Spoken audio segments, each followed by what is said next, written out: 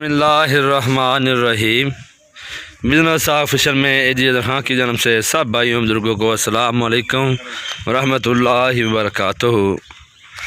आज मैं आपको इंफॉर्मेशन सैलज के बारे में लेकर दूंगा। काफ़ी दोस्तों की ख्वाहिश थी, फरमाइश थी कि अजीज़ भाई सैलज के बारे में मालूमात लेकर दें, किस चीज़ का तैयार होता है, कैसे बनता है, तो इसमें क्या क्या फार्मूले डाले जाते हैं।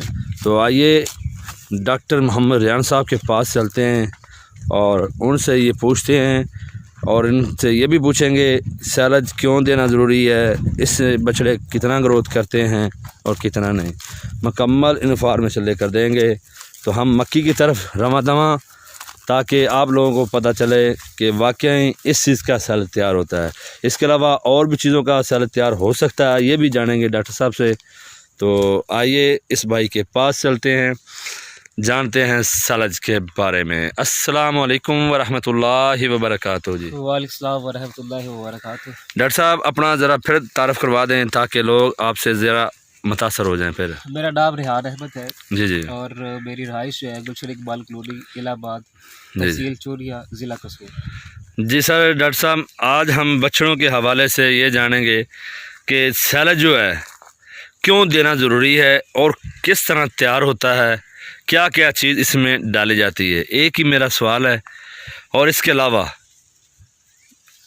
मक्की के अलावा भी सैलज और तैयार हो सकता है, जैसे कि जौ का हो गया या और किसी चीज़ का हो गया, बाजरे का, इस तरह का।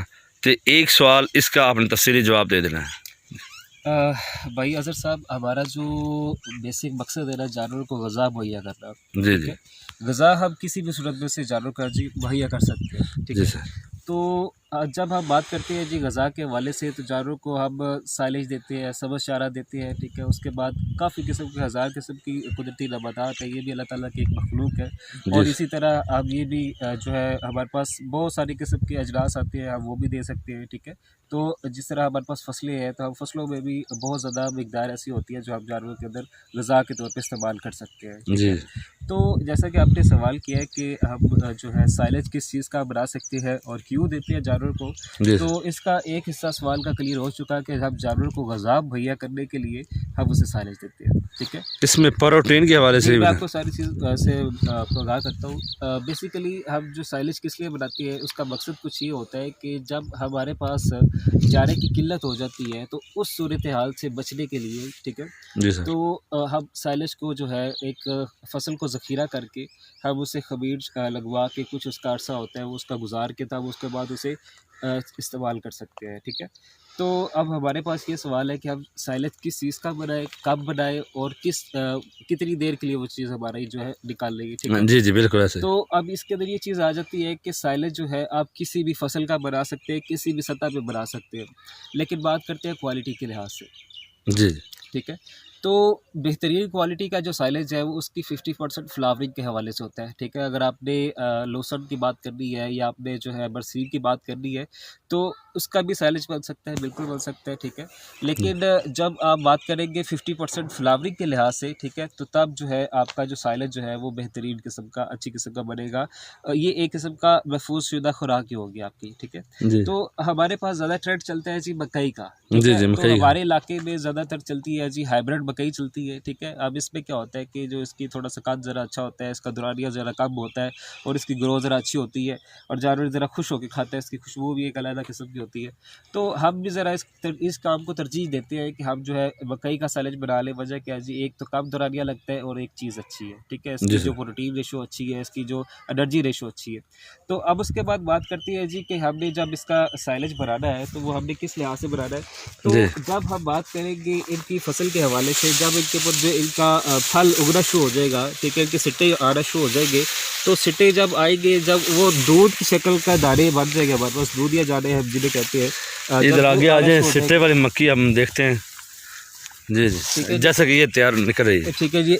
ये भी अभी ये बनना शुरू हुआ है, ठीक है, ये बनना शुरू। तो जिस तरह अभी इनके फल जो है, नहीं अभी इनका ये तो एपिकल है, ठीक है, ये मज़ीद आगे हो गए फल नहीं अभी स्टार्ट हुए बनना।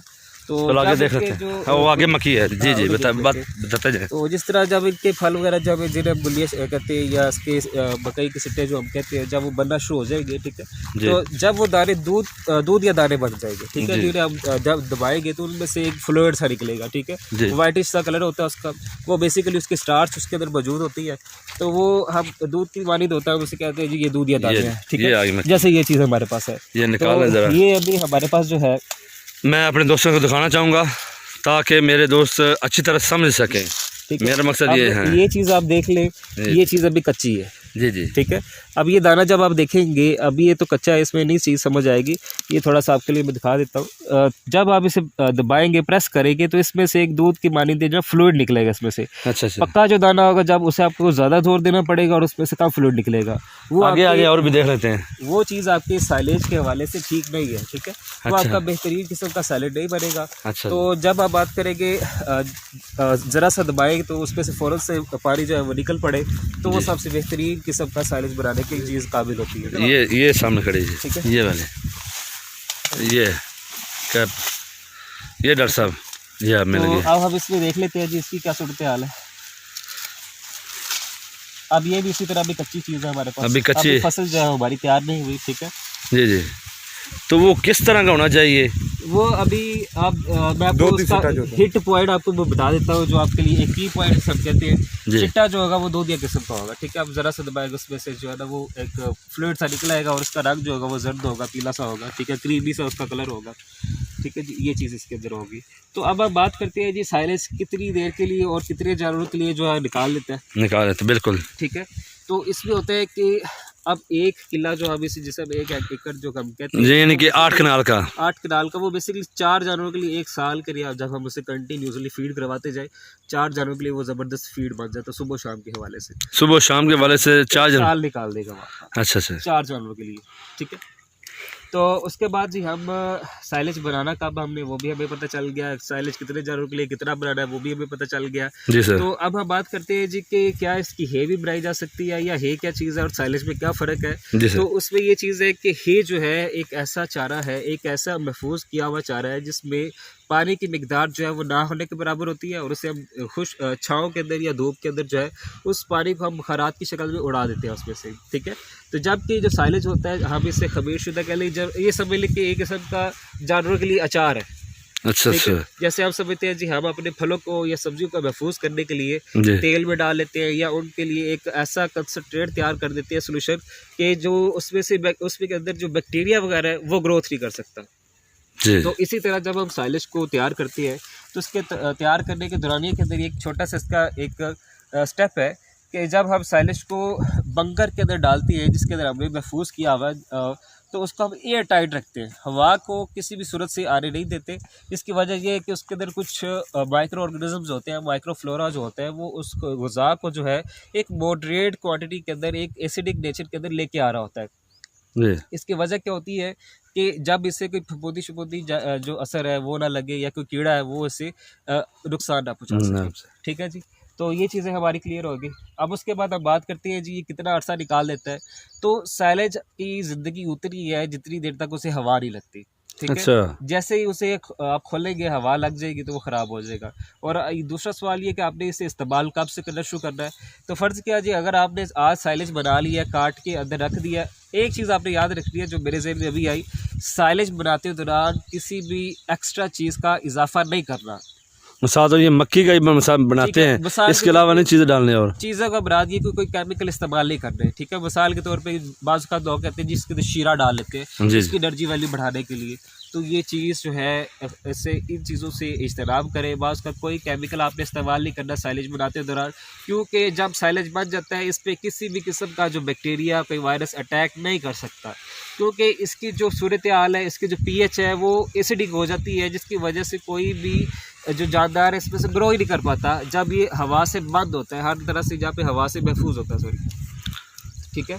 तो हम जब इन चीज़ों को देख लेंगे, अच्छी तरह से जांच लेंगे, इनको परख लेंगे, तो उसके बाद हमने क्या करना है कि जानवरों के लिए 40 से 42 दिन हम एस्टिमेट लगाते हैं, ठीक है। तो इतनी देर के अंदर जो आपने 6-7 हफ्ते के लिए आपने उससे बंद कर देना है, ठीक है।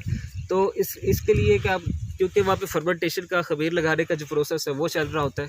तो जितनी देर तक वो चलता है आपने उस चीज़ को इस्तेमाल नहीं करना, ठीक है। उसके बाद जो है आप इसे इस्तेमाल कर सकते हैं आसानी के साथ। उसे आप जितनी मर्ज़ी देर इस्तेमाल करें उस पर कोई फ़र्क नहीं होगा, इल्ला ये कि आप उसके अंदर जो है जितना उसे आप उसका जो ओपनिंग जहाँ पे आपने रखी हुई है जितनी ज़्यादा खुली रखेंगे उतना हवा के चांसेस हवा लगने के चांसेस ज़्यादा होंगे, उतना पानी लगने के चांसेस ज़्यादा होंगे, और इससे क्या होगा, साइलेज आपका ख़राब हो सकता है। जी जी ठीक है।